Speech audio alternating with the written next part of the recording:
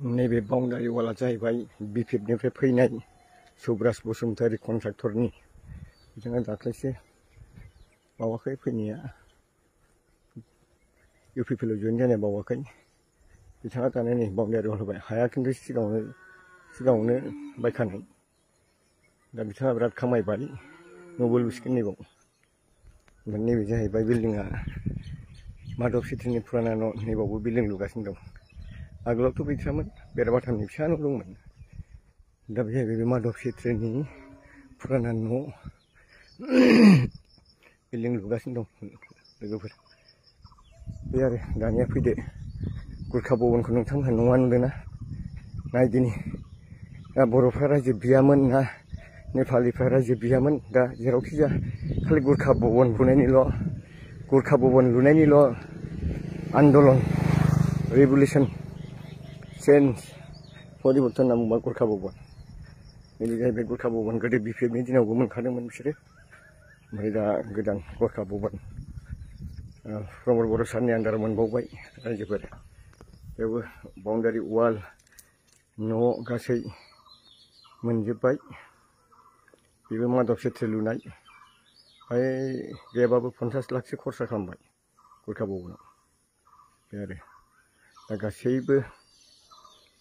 माधव सेट्री बिथाङा लुजोबदों दा बेबायदि आरोखि ओमफ्राय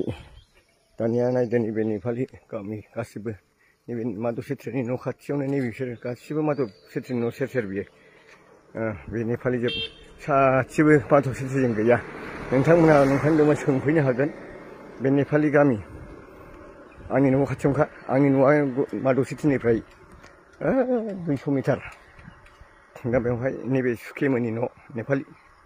दा बेवहाय माने सोंफैनो हागोन नोंथांमोनहा माधव सेट्रीजों सोर साबसे दं दा बिथाङा माधव सेट्री सारा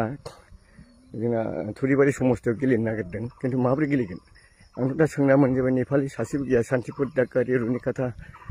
देवस्रि ओरैहाय नोङो जोंनि एरियायावनो सरलपारा उल्थापानि नेपालिफोरनाव खबर लाजोब्बाय आं माधव सेट्रीया बाहाय खुनु सासेबो मानसि गैया आरो आं बिसोरनि जायनाखि नेपालि लिडारफोर आं गोदोनिफ्रायनो बिराद लोगो गोजा मानोना बुङा आङो नेपालिफोरजों उन्दैनिफ्रायनो देरबोनाय आरो फिसिगिबो दं आंहा नेपालिफोरनि हाब भाबखौ आं मोनजोबो आरोखि रायजोफोर दा बेवहाय आं सोंबाय माधव सेट्रीजों रावबो गैया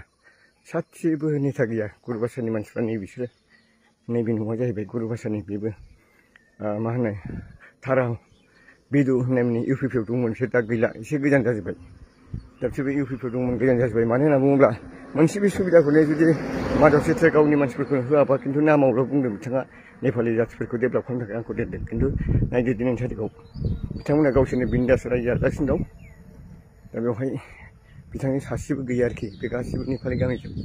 आं लाइभ होदों रायजोफोर बे लाइभ माधव सेट्रीजों दिनैनि थारिखआव सासेबो मानसि गैया बेयो एकदम फोरमान बिथाङा आरो थुरिबारि समस्थियाव देरहानांगौआ जाम्बा बरबकसो जागोन गेलेनांगौबा आरो बिथाङा गेलेखाया दा बिथाङा रां आरजिनो थाखाय मोनसे केन्डिडेट बिनो हागौ खिन्थु बियो फैसासो खामायनो नागिरदों माने मानोना बुङोब्ला जों मिथियो नैबे आं गिदिंफिनबाय माधव सेट्रीनि न' बियो थांनाय समाव बिथाङा इलेक्सन नामाव बहुद खौथि थाखा लुथिदों मानो होनबा सिबानो आखान्थि बादि लायो बेखौ माथो होनबावनो दा बे आरोखि नैबे कन्डिसन नैबे सुब्रास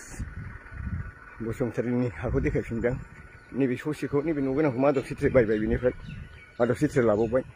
आरो आंनि बे भिडिअ'आ तथ्यआ गासिबो नंखायबा नोंथांमोनहा आंनाव फैनानै खबर लानो हागोन आंबो नैबे जाबाय केथलिक मिसन माधव सेट्रीनि गावनि आसपास खाथियाव थानाय मानसिफोरनो सासेबो सापर्ट गैया अब्ला बिथाङा बोरै इलेक्सन गेलेनो नागिरदों आं बेखौसो आसरित मोनदों आरोखि दा थिग आसे आङो आपडेट होबाय थागोन लोगोफोर भिडिअखौ आङो इडिटिं खालामा आं काट सानफ्रामबो आपडेट होबाय थागोन दे रायजोफ्रा आंनि बिपुल मुसाहारि फेसबुकआव नोंथांमोनहा नेबाय था नायनो नेबाय था जेब्लायबो आपडेट मोनगोन